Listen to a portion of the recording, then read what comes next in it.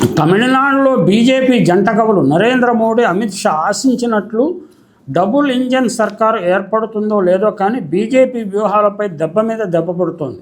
తమిళనాడులో రాజకీయ పునరేకీకరణ బీజేపీ ఆశించిన రీతిలో జరగటం లేదు.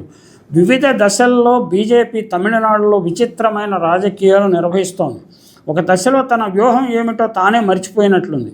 మొదటి దశలో ఒక పోలీస్ ఆఫీసర్ను అన్నామలైను రాజీనామా చేయించి మత రాజకీయాలు, కుల రాజకీయాలు నిర్వహించాలని చూసింది. ఆ పోలీస్ ఆఫీసర్ ఒక దశలో అన్నాడీఎంకే నాయకురాలు స్వర్గీయ జయలలితను విమర్శించడంతో తమిళ సమాజం బీజేపీకి ఎదురు తిరిగింది. ప్రజల భావోద్వేగాలను, కార్యకర్తల అభిప్రాయాలను తెలుసుకున్న అన్నాడీఎంకే బీజేపీకి దూరంగా జరిగింది. అన్నాడీఎంకే పునాది మీద డీఎంకే వ్యతిరేక ప్రచారం చేసి ఒక వెల్లువ సృష్టించి అధికారంలోకి రాగలమని బీజేపీ ఆశించింది. ఆ ప్రయత్నం గత అసెంబ్లీ ఎన్నికల్లో ఫలించలేదు. ఓట్ల శాతం కొద్దిగా పెరగటంతో దానితోనే బీజేపీ అగ్రనాయకత్వం సంతృప్తి పడాల్సి వచ్చింది. తర్వాత తమిళనాడు సమాజం నుంచి తెలుగు మాతృభాషగా కలవారిని విడదీసి వారి సహాయంతో బలం పెంచుకోవాలని బీజేపీ ఆశించింది. అయితే ఆ వ్యూహం కూడా అంతగా ఫలించలేదు. జయలలిత మరణం తర్వాత అన్నాడీఎంకేను చీలికలు పేలికలు చేసి తమిళనాడు ముఖ్యమంత్రులను కీలుబొమ్మలుగా మార్చిన బీజేపీ వ్యూహం ఇప్పుడు ఎదురు తన్నుతోంది.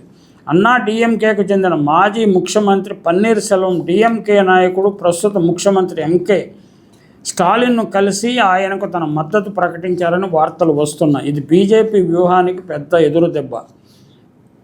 ఇటీవలనే ప్రముఖ సినిమా నటుడు 2005లో ప్రారంభించి జయలలిత సహాయంతో 30 వరకు సీట్లు అసెంబ్లీ స్థానాలు గెలుచుకున్న డిఎండికే పార్టీ అధినేత సినిమా నటుడు విజయకాంత్, స్వర్గీయ విజయకాంత్ భార్య ప్రేమలత విజయకాంత్ స్టాలిన్ను కలిశారు. ఆమె ఇప్పుడు తన భర్త ప్రారంభించిన డిఎండికే పార్టీకి నాయకత్వం వహిస్తున్నారు. విజయకాంత్ మరణం తర్వాత డిఎండికే పార్టీ తన ప్రాబల్యాన్ని దాదాపు పూర్తిగా కోల్పోయింది. విజయకాంత్ జీవించి ఉన్నప్పుడు 2016లో విజయకాంత్ డిఎంకే అధ్యక్షుడు కరుణానిధితో సంభాషణలు జరిపారు. కరుణానిధిని ఆయన అభిమానులు కలయింగార్ అని ముద్దుగా పిలుచుకుంటారు. విజయకాంత్ను ఆయన అభిమానులు కెప్టెన్ అని గౌరవంగా పిలుచుకుంటారు. ఆ ఇద్దరి ఆశీర్వాదాలతో స్టాలిన్తో తన చర్చలు జరిగాయని ప్రేమలత పత్రికల వారితో చెప్పారు. ఆమె స్వయంగా అన్నా అరివాలయానికి వచ్చారు.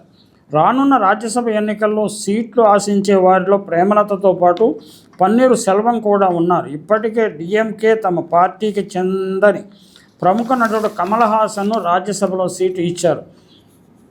ఆయన తన మొదటి ఉపన్యాసంలోనే జగన్నాథ రథచక్రాలు వస్తున్నాయని శ్రీశ్రీ గేయాన్ని తెలుగులో ఆలపించి సంచలనాన్ని సృష్టించారు. అజ్ఞానులు కొందరు కమల్ హాసన్ తన మద్దతు జగన్కు ప్రకటించడం కోసం ఆ గేయాన్ని ఆలపించాడని టీవీ ఛానల్స్లో వ్యాఖ్యానించి నవ్వుల పాలయ్యారు. తమిళనాడులో కాంగ్రెస్ పార్టీ ఇండియా కూటమికి డిఎంకేకు దూరంగా జరిగి ప్రముఖ తమిళ నటుడు విజయ ప్రారంభించిన పార్టీకి దగ్గరగా జరిగి ఎక్కువ సీట్లు సంపాదించాలని వ్యూహాత్మకంగా అడుగులు వేస్తున్నది. ఆ సమయంలో పన్నీర్ సెల్వం డిఎండికే పార్టీలు డిఎంకేకు దగ్గరగా జరగడంతో అనేక రాజకీయ వ్యూహాగానాలు వినిపిస్తున్నాయి. స్టాలిన్, జగన్మోహన్ రెడ్డి, నవీన్ పట్నాయకుల మాదిరిగా మందకొడి ఒంటరి వ్యూహంతో ముందుకు నడిచే నాయకుడు కాడు. వీలున్నంత మంది నాయకులను పార్టీలతో అంబరెల్లా కొయిలేషన్ లేక గొడుగు కూటమిని ఏర్పాటు చేసుకునే తెలివితేటలు అతనికి బాగా ఉన్నాయి. ఆయన కుమారుడు ఉప ముఖ్యమంత్రి ఉదయనిధి స్టాలిన్ కూడా చురుకైన రాజకీయ నాయకుడే. అందువల్ల జాతీయ పార్టీలైన బీజేపీ, కాంగ్రెస్ వ్యూహాలకు ప్రతి దశలోనూ ప్రతి వ్యూహాలను అనుసరించే సత్తా తండ్రి కొడుకులకు ఉన్నాయి. తమిళనాడు అసెంబ్లీ ఎన్నికలు ఏప్రిల్ నెలలో జరగవచ్చని అంచనా. ఎన్నికల కోడ్ అమల్లోకి రాకముందే తమిళనాడులో 1.31 కోట్ల మంది మహిళలకు ఖాతాలోకి 5,000 రూపాయలు వేశారు స్టాలిన్. పేద మహిళలకు కలైనర్ మగలియర్ ఉరిమాయి తొగై అనే పథకంలో ఈ నిధులను బదిలీ చేశారు.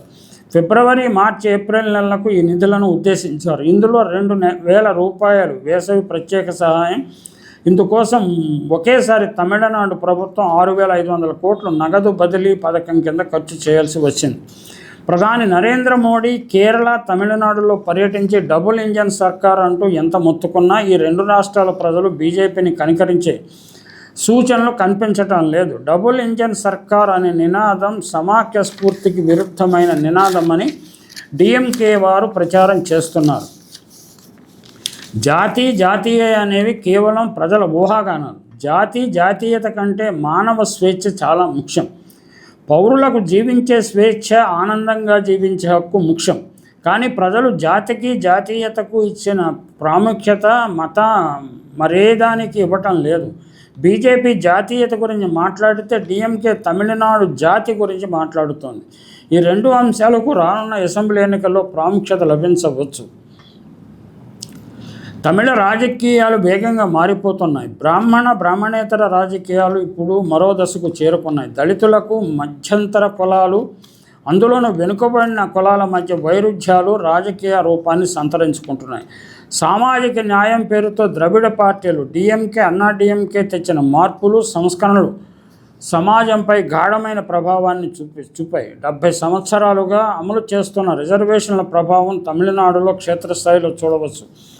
ఈ మార్పుల ఫలితాలను రాజకీయ క్షేత్రంలో కూడా చూడవచ్చు. విజయ్ పెట్టిన పార్టీ కొన్ని వర్గాల ప్రజలకు బాగా ఆకర్షిస్తున్నది. అందువల్ల కాంగ్రెస్ వంటి పార్టీలు విజయ్ పార్టీ వైపు ఆకర్షించబడుతున్నాయి. ఒక దశలో బీజేపీ కూడా విజయ్ను తమ ఎన్డీఏ కూటమిలో భాగస్వామి చేయాలని ప్రయత్నించింది. విజయ్ను ముఖ్యమంత్రి అభ్యర్థిగా ఎన్నికల ముందుగా ప్రకటిస్తే పొత్తులకు సిద్ధమన్న సంకేతాలను విజయ్ బీజేపీకి పంపించారు.